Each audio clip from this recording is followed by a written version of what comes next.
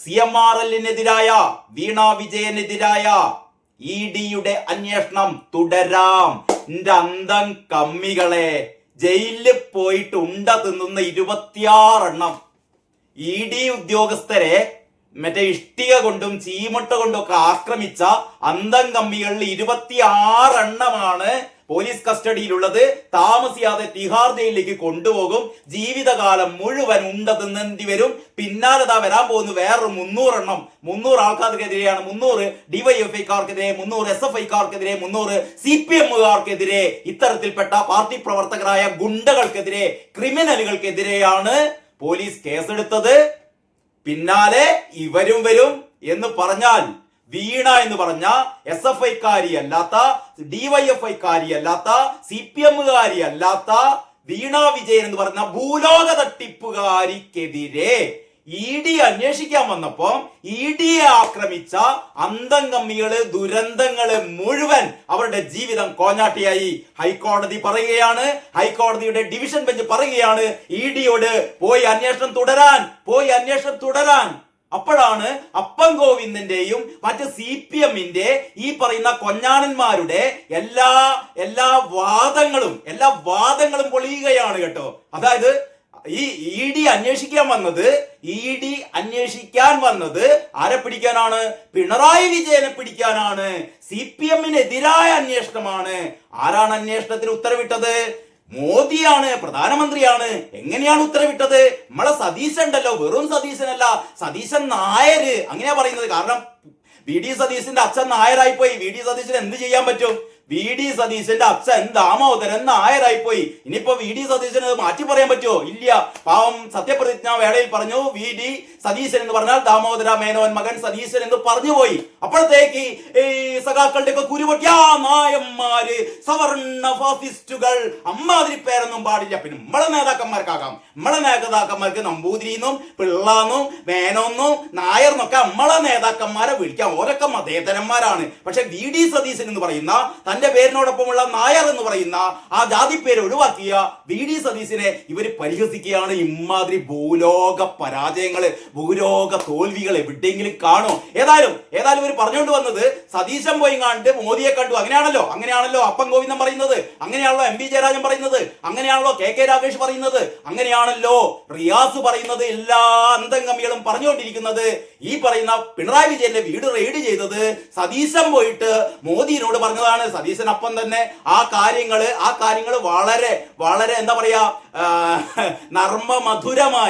നർമ്മമധുരമായി പൊളിച്ച് കൈ കൊടുത്തു. സതീശൻ പറഞ്ഞു, ഞാനങ്ങനെ മോദിയെ കാണാൻ പോയി, ആദ്യമായിട്ടാണ് ഞാൻ മോദിയെ കാണാൻ പോകുന്നത്. മോദി എന്നെ കണ്ടോട്ടെ പറഞ്ഞു, സതീശ വാ, എന്തൊക്കെയാ വർത്താനം? അപ്പൊ സതീശൻ പറഞ്ഞു, മോദി ഒരു കാര്യം ചെയ്യ്, നാളെ രാവിലെ തന്നെ നിങ്ങൾ പോയിട്ട് പിണറായി വിജയന്റെ വീട് അങ്ങോട്ട് റെയ്ഡ് ചെയ്താളി, ED എന്നെ പറഞ്ഞാക്കി. അത് കേട്ടപാട് മോദി ഫോൺ എടുത്താണ്ട് കുത്തി, ED അല്ലേ, ഒരു കാര്യം ചെയ്യ്, രാവിലെ തന്നെ എവിടെ പോകണം, പിണറായിന്റെ വീട്ടിൽ പോയിട്ട് അത് അങ്ങോട്ട് റെയ്ഡ് ചെയ്താള് എന്ന് പറഞ്ഞു. അപ്പം സതീശൻ പറഞ്ഞു, അത് പോരാ മോദിജി, ഒരു കാര്യം കൂടി ചെയ്യണം, റിയാസിന്റെ വീടും റെയ്ഡ് ചെയ്യണം, ധർമ്മടത്തെ പിണറായിന്റെ വീടും റെയ്ഡ് ചെയ്യണം, മൊത്തം 12 വീടുകളാണ്ട് റെയ്ഡ് ചെയ്താളി. അപ്പം തന്നെ മോദി കുത്തി, ED ഒരു കാര്യം ചെയ്യൂ, ആ ഒരു വീട് പോരട്ടോ, 12 വീടുകൾ റെയ്ഡ് ചെയ്താളി എന്ന് പറഞ്ഞു.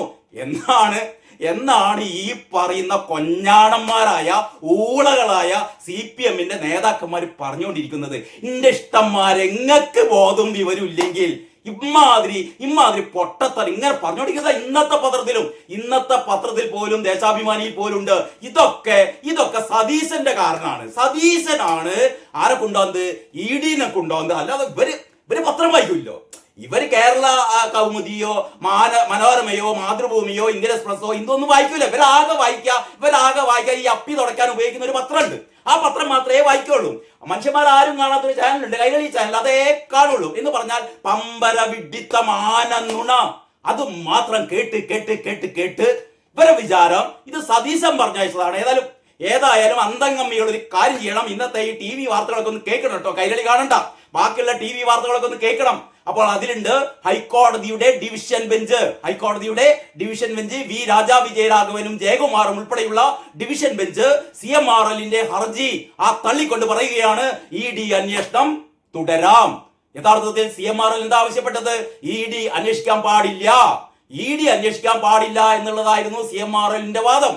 അത് പൊളിച്ച് കൈ കൊടുത്തു ഹൈക്കോടതി. എന്നിട്ട് പറയാണ് ED-യോട് പോയി അന്വേഷിക്കാൻ. ED വരുന്നു മക്കളെ രണ്ടാമത് കേട്ടോ. ഇനിയും നിങ്ങള് ഇഷ്ടിയും കൊണ്ട് എറിയാൻ പോകുമോ? ഇനിയും ഇഷ്ടിയും കൊണ്ട് എറിയാൻ പോകുമോ? ഇനിയും ചീമുട്ടിയും കൊണ്ട് എറിയാൻ പോകുമോ? അപ്പം പഠിച്ചില്ലേ 300 ജീവിതം കോഞ്ഞാട്ടിയായില്ലേ?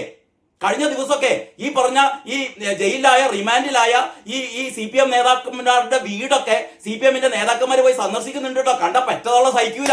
അമ്മാതിരി പരിതാപകരമായ വീട്ടിൽ കഴിയുന്ന പാവം കഞ്ഞി കുടിക്കാൻ പാകമില്ലാത്ത അന്തംഗമ്മികളാണ് പോയി കണ്ട് എന്ത് ചെയ്തത്? വീണക്ക് വേണ്ടി ഇൻക്ലാബ് വിളിച്ചത്. ഉളുപ്പില്ലടോ. കോടികള് നോക്കുകൂലി വാങ്ങിയ, കോടികൾ അഴിമതി നടത്തിയ, കോടികൾ തട്ടിപ്പ് നടത്തിയ ഭൂലോക തട്ടിപ്പുകാരിക്ക് വേണ്ടിയിട്ട് പോയി ഇൻക്ലാബ് വിളിക്കാൻ എന്തിനാടോ? കാരണഭൂതം പറഞ്ഞില്ല നിങ്ങളോട്? എന്നോടൊന്നും ചോദിച്ചില്ല, ഞാനൊന്നും പറഞ്ഞില്ല. ഞാൻ ഇങ്ങനെ ഒരു അരൂത്ത് ഇങ്ങനെ കുത്തിരിക്കേനി ഓര് വന്ന് എന്തൊക്കെയോ അന്വേഷിച്ച് പോയി നല്ലടോ കാരണഭൂതം പറഞ്ഞത്. കാരണഭൂതത്തെ പിടിക്കാൻ അല്ലല്ലോ ED വന്നത്. ED വന്നത് വീണയെ പിടിക്കാനല്ലേ. വീണ ആരാങ്ങളെ വീണ? നിങ്ങളെ പാർട്ടീന്റെ വല്ല പ്രവർത്തകയാണോ? പാർട്ടീന്റെ വല്ല നേതാവാണോ? ഒന്നും അല്ലല്ലോ. നേരത്തെ നമ്മുടെ കോടിയേരി ബാലകൃഷ്ണന്റെ മോനെ പിടിക്കാൻ വേണ്ടിയിട്ട് ED വന്നു. അന്ന് എന്താ നിങ്ങളൊക്കെ പറഞ്ഞത്? അന്ന് എന്താ ഈ കാരണഭൂതം പറഞ്ഞത്?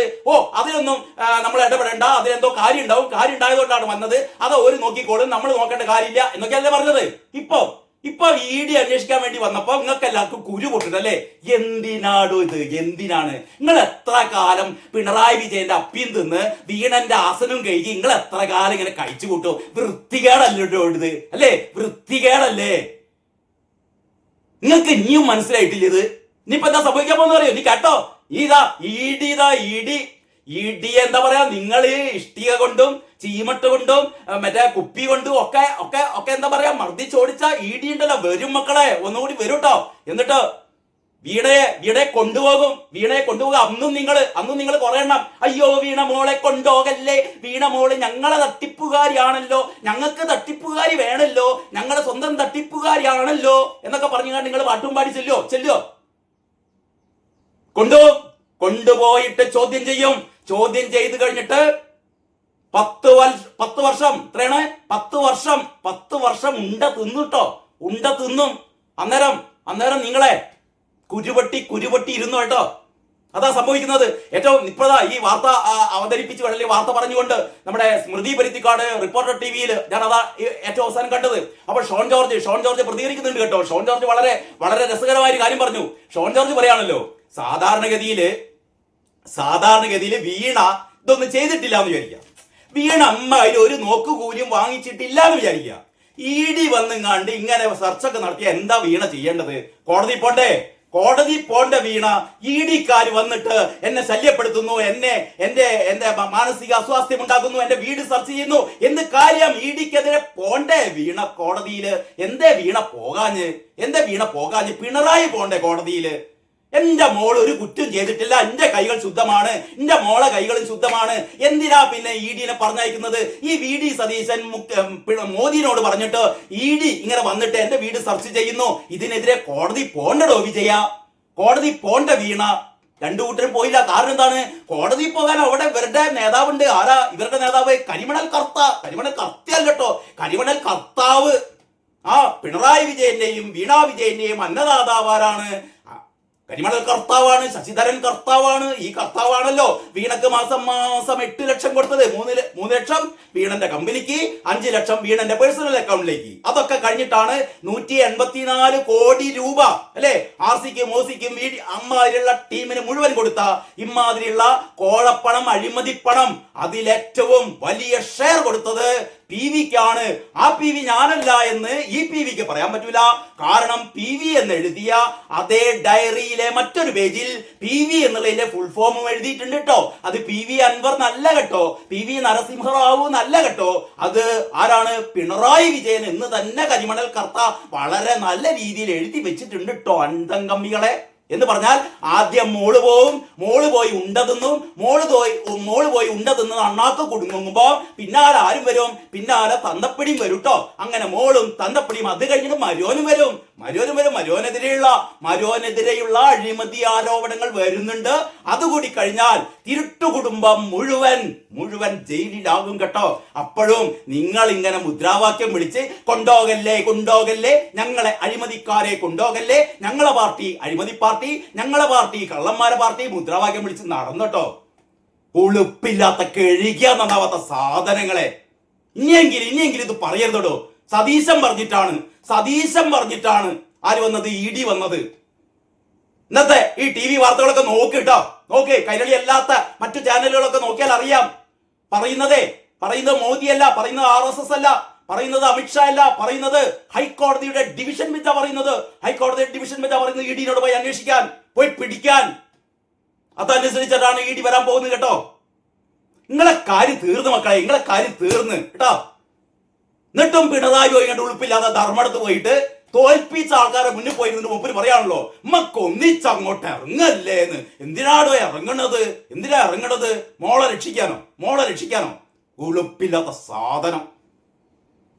തീർന്ന് മക്കളെ, തീർന്ന് ഇത്രയേ ഉള്ളൂ. നിങ്ങളെ കാര്യം തീർന്ന്. നിങ്ങളിനി ഇല്ല, നിങ്ങൾ ഇന്ത്യയിലേ ഇല്ല, ഇനിയിപ്പൊ കേരളത്തിലും ഇല്ല കേട്ടോ.